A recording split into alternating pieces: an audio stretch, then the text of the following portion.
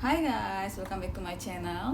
Hari ini gue bakalan bahas cara terbaru mengapply working holiday visa.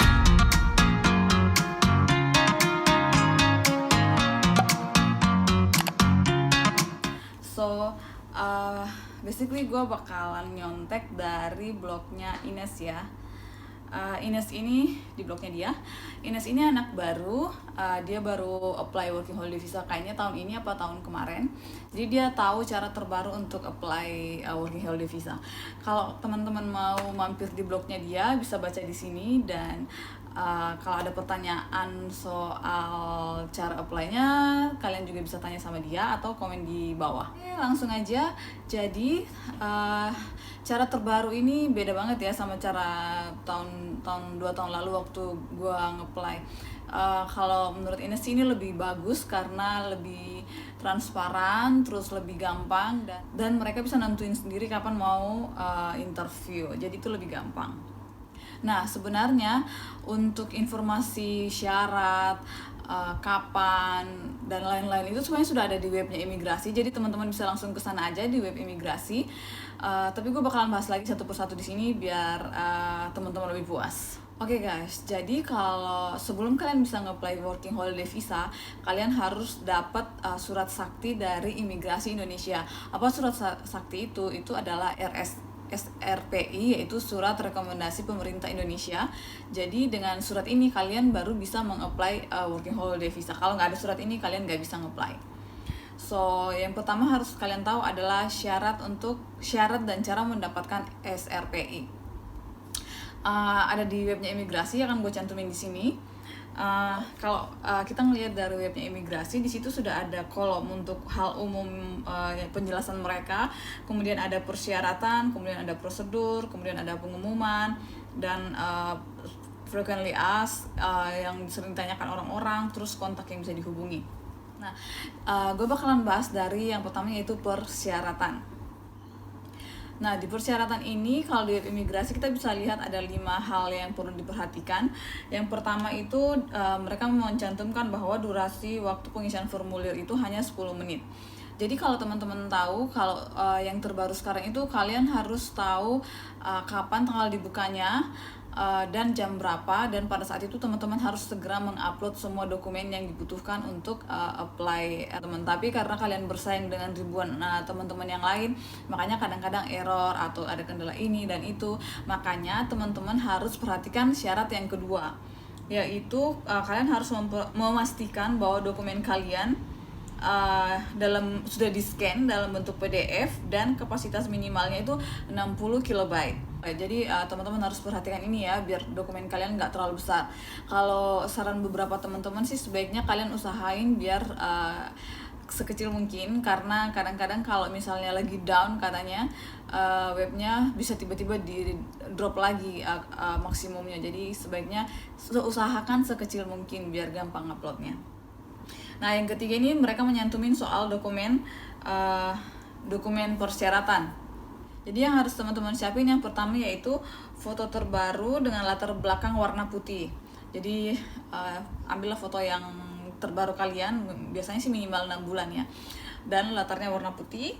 Kemudian, nah yang beda sama gua kemarin sama yang sekarang itu, sekarang harus pakai SKCK alias surat keterangan catatan kepolisian. Kalau waktu zaman gue dulu tuh nggak perlu pakai SKCK, jadi lebih simpel.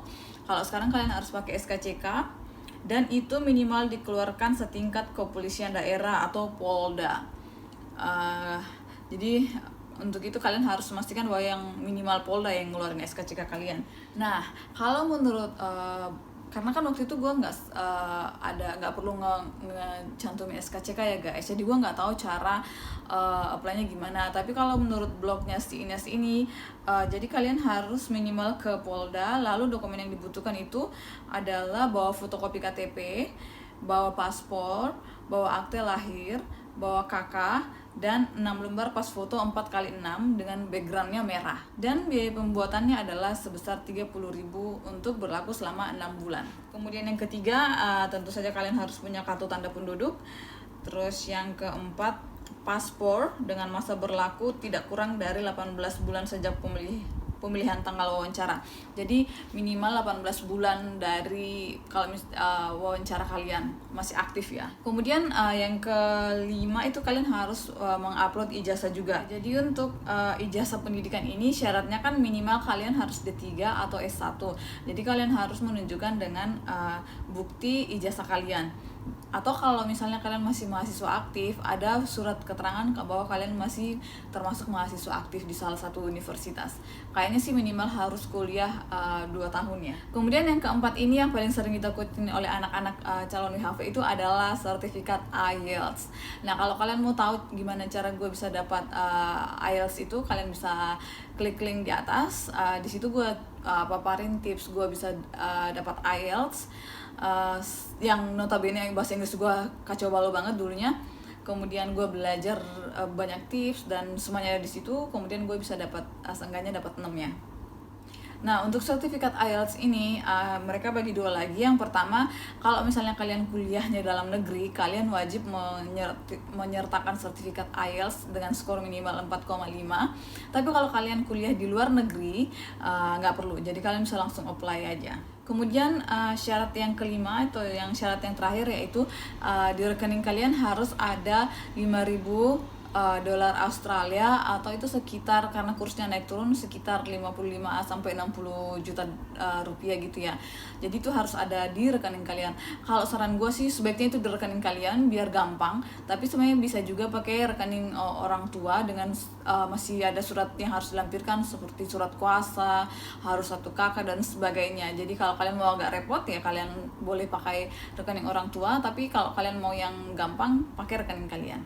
Nah kalau kalian lihat di bawahnya lagi, mereka ada ngasih note gitu, pada tahap wawancara tidak dapat diwakilkan otomatis dan wajib membawa dokumen asli. Jadi kalau pas kalian sudah memilih tanggal wawancara, jadi kalian harus bawa dokumen aslinya juga. Dan semua proses ini gratis, jadi jangan percaya kalau ada yang minta uang ya. Nah kalau di prosedur ini dijelaskan lagi soal cara prosedurnya ya, mulai dari awal kalian harus ke web imigrasi, kemudian ngupload semua data, kemudian pilih tanggal, kemudian nanti kalau sudah validasi kemudian dipanggil untuk interview. Habis itu kalau misalnya granted baru bisa, kalau misalnya lolos baru dapat SRPI, itu ada di prosedurnya. Kemudian ada kolom pengumuman. Nah ini wajib kalian akses setiap waktu kalau kalian pengen tahu kapan dibukanya ya guys. Jangan tiap kali DM gue tanggalnya kapan, jamnya kapan. Gimana ya, kalian juga harus cari informasi sendiri. Gue bukan imigrasi dan gue hanya bantu aja. Kalau misalnya gue pas ketemu infonya, gue taruh di update di Instagram gue, kan itu kalian harus follow Instagram gue kalau mau update terbaru. Gue bakalan share di situ, dan tapi sebaiknya kalian baca sendiri di pengumuman ini. Nah kalau kalian sudah selesai dengan prosedur pendaftaran SRP itu, kalau pada hari tanggal wawancara kalian tinggal datang ke kantor imigrasi yang di Jakarta, dan kalian harus membawa surat undangan wawancara kalian dan semua dokumen asli yang kalian sudah upload. Nah kalau kalian sudah dapat SRPI, kalian tinggal lodge ke AVAC. Itu tempat kayak embassy-nya Australia, tempat kalian bisa apply buat visa. Dan yang perlu kalian tambahkan itu hanya perlu nambah CV, dan ada form yang perlu diisi, itu form 1208. Itu kalian bisa syarat-syarat dan langkah-langkah itu kalian bisa baca di webnya Ines ini ya, karena sudah lengkap di sana. Kalau kalian sudah lodge, habis gitu kalian tinggal nunggu sampai untuk ID-nya keluar, yaitu buat medical check up. Nanti kalau kalian sudah medical check up, kemudian tinggal nunggu beberapa waktu sampai visa kalian granted. Kalau sudah granted, kalian tinggal datang ke Australia. Dan dari masa granted sampai kalian mau datang ke sini tuh ada waktu tenggang selama 1 tahun. Jadi teman-teman bisa milih selama setahun kapan mau datang ke Australia. Nggak harus pada saat granted terus harus langsung ke sini, nggak harus. Tapi masa waktunya itu hanya 1 tahun doang ya guys. Oke guys, gue kira itu doang yang bisa gue share hari ini. Oh ya, dan info terbaru adalah di tahun 2019 ini working holiday kalian dapatkan selama 3 tahun. Dan jadi itu artinya kalian bisa tinggal di sini selama 3 tahun kalau kalian memenuhi syarat. syarat dan prosedurnya gimana gue bakalan bahas di video terpisah. So jangan lupa untuk subscribe karena subscribe itu gratis, dan plus kalian bakalan dapat info terbaru dari gue setiap kali gue upload. So jangan lupa subscribe dan turn on notification jadi kalian bisa tahu setiap kali gue ngupload video. Dan kalau teman-teman merasa video ini berguna buat teman-teman, please jangan lupa untuk like dan komen di bawah biar gue tambah semangat buat video buat kalian. And I'll see you in the next video. Bye.